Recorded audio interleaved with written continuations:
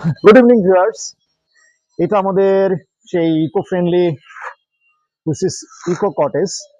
আমরা এটা ডিজাইন করার জন্য এই অঞ্চলের স্পেশালি খুলনা বাগেরহাট অঞ্চলের গ্রামগুলোতে ভ্রমণ করেছি এবং প্রথমত আইডিয়াটা সেখান থেকে নেওয়া হয়েছিল এবং তার সাথে ভুটানের গোলাঘর কনসেপ্টটাকে আমরা ইনকর্পোরেট করেছি, হুইচ ইজ থিম্পুতে এবং বাংলাদেশের এই অঞ্চলে একইভাবে শস্য প্রিজার্ভ করে থাকে, হুইচ ইজ একটা ঘরের নিচের তলায় থাকে এক ধরনের শস্য যেগুলো সাধারণত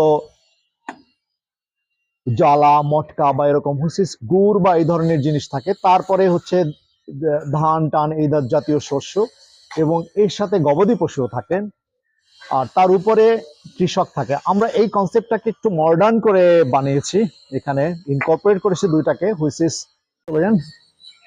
এবং তার সাথে আমরা নেদারল্যান্ডের উইন্ডমিলের কনসেপ্টটাকে ইনকর্পোরেট করেছি, হুইচ ইজ স্ট্রাকচারটা নিয়েছি নেদারল্যান্ডের উইন্ডমিল থেকে, কারণ উইন্ডমিল গুলো অনেকটা রাউন্ড শেপের হয় এবং রাউন্ড শেপ হওয়ার কারণে হাইটটা একটু বেশি দেওয়া যায় এবং এইটার স্ট্রাকচারটা বাতাসকে হুইচ ইজ ঝড় বৃষ্টি আমাদের এখানে প্রচুর হয় এবং যেহেতু উইন্ডমিল কনসেপ্টটাই উইন্ডমিল উইন্ড থেকে আসে, সো ওরা যে স্ট্রাকচারটা ব্যবহার করে সেটা বাতাসটাকে ঘুরিয়ে দেয়, সার্কুলেট করে দেয়, তাতে অনেকটা সাস্টেনেবল হয় এবং সেই কনসেপ্টটা আমরা এখানে ব্যবহার করেছি।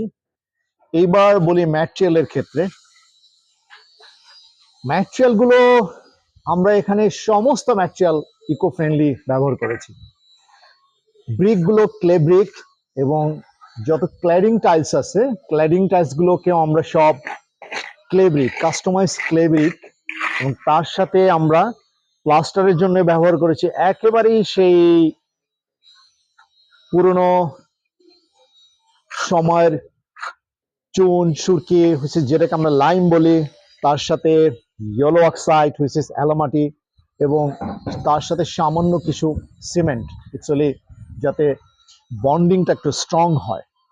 এবং এর সাথে natural fibre which is natural fibre হিসাবে আমরা একেবারেই ব্যবহার করেছি ধানের তুষ, তারপরে পাটের আঁশ, যেটাকে ফাইবারটাকে বন্ডিং করে দিচ্ছে। ভিতরের সারফেসে আমরা ব্যবহার করেছি ডাইরেক্ট চুনের সাথে সুরকি এবং সামান্য কিছু হোয়াইট অক্সাইড এবং পুরো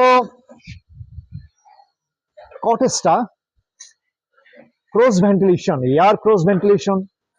সে সাউথ থেকে যখন আমাদের এখানে বিভিন্ন সিজনে বাতাসটা বিভিন্ন দিক থেকে বয়, সো আমরা দক্ষিণমুখী তো রেখেছি, দক্ষিণ দিক থেকে বাতাস আসবে সব দিক থেকেই, যাতে বাতাস সমানভাবে এবং সমস্ত সিজনে হুইচ ইজ 4 সিজনেই, আমাদের এখানে যদিও 6 সিজনেই বাতাসটাকে সব সময় ক্রস ভেন্টিলেশন থাকে এবং at the same time not only বাতাস, শুধু বাতাস না, আলোটাও যাতে সবসময় ক্রস ভেন্টিলেশন। তার সাথে মুনলাইটটাকে পাস করার জন্য আমরা ডাবল রুফিং সিলিং দিয়েছি। ডাবল রুফিং সিলিং এর একটা মজার বিষয় আছে যে উপরের সারফেসটাকে রুফটাকে সবসময় ঠান্ডা রাখে, কারণ প্রথম যে রুফটা সেই রুফ থেকে বাতাসটা ভিতরে চলে আসে, পাস করে, ঠান্ডা রাখে এবং প্রথম রুফের ছায়াটা দ্বিতীয় রুফে পড়ে। তো সূর্যাস্ত থেকে সূর্যোদয় পর্যন্ত যতটা অ্যাঙ্গেলে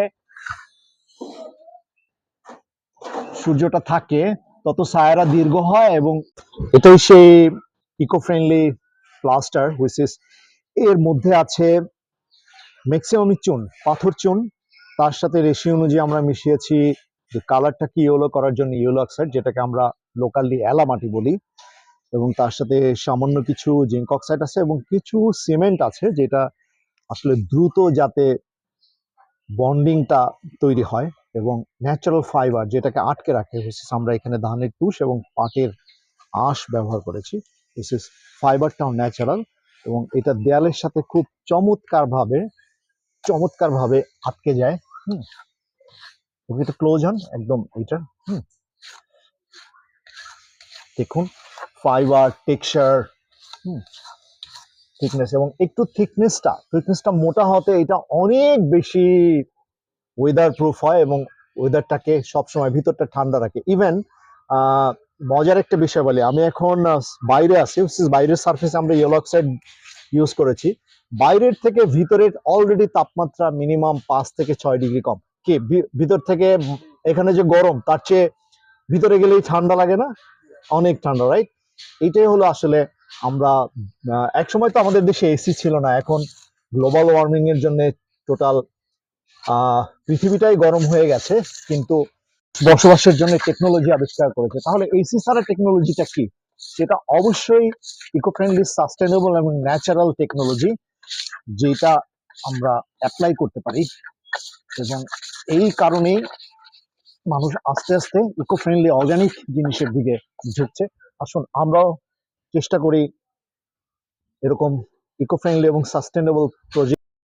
আশা করি সবার ভালো লাগবে। আমরা পরের এপিসোডটা এটা কমপ্লিট হওয়ার পরে করব। সো যেহেতু আমি টেকনিক্যালি জানাতে চাই কাজগুলো, যারা ইন্টেরিয়র এবং আর্কিটেকচারে ইন্টারেস্টেড কিভাবে আমরা করলাম, সেজন্য এই এপিসোডটি, পরের এপিসোডটি আমরা ফুল ফার্নিশড এবং কমপ্লিট হওয়ার পরে করব। ধন্যবাদ, ভালো থাকবেন সবাই, দেখা হবে নিয়মিত।